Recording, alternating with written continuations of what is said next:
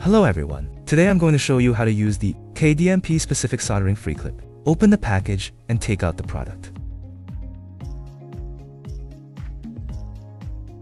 Let's take the 2ROG PCB as an example for the demonstration.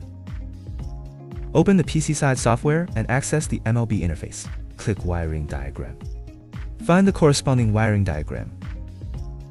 According to the wiring diagram, first, we need to remove the two capacitors marked by the red box and clip it to the corresponding positions marked by the yellow circle and black circle.